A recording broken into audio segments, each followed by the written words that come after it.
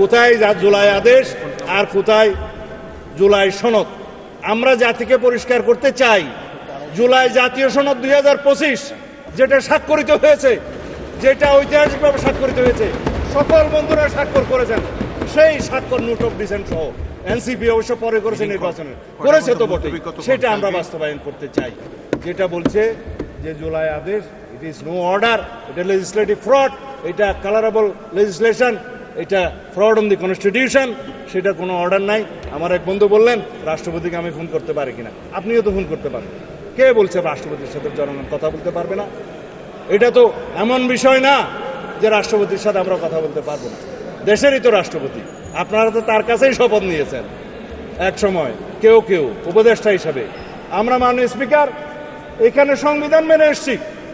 জিজ্ঞেস করুন প্রত্যেকটা সদস্যকে, তারা যে এই ফর্মে শপথ নিয়েছে, এটা 148 অনুচ্ছেদ অনুসারে, তৃতীয় তফসিল অনুসারে ছাপানো শপথ। যার কাছে শপথ নিয়েছে সংবিধান অনুসারে তার কাছে শপথ নেওয়ার কথা, যার কাছে স্পিকার ডেপুটি স্পিকার নাই, প্রধান নির্বাচন কমিশনের শপথ নিয়েছে। এটাও এখানে আমরা সংবিধান মেনে এসেছি।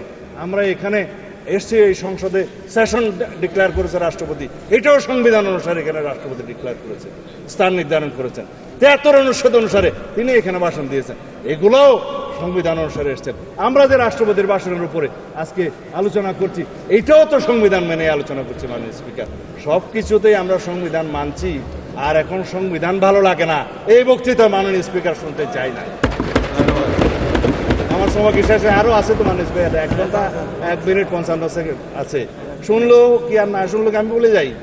তারপর মাননীয় স্পিকার কথা হচ্ছে সংবিধান যেখানে যেখানে সুবিধা সেখানে সেখানে মানলাম, সংবিধান মানতে মানতে সাংবিধানিক উঠে নির্বাচিত হয়ে এখানে আসলাম, সাংবিধানিকভাবে শপথ নিলাম, সাংবিধানিকভাবে এখানে আলোচনা করছি, সাংবিধানিকভাবে এমপি হয়েছি এবং সংবিধান অনুযায়ী এখানে আলোচনা করছি, সমস্ত কিছু রুলস অ্যান্ড প্রসিডিওর মানছি।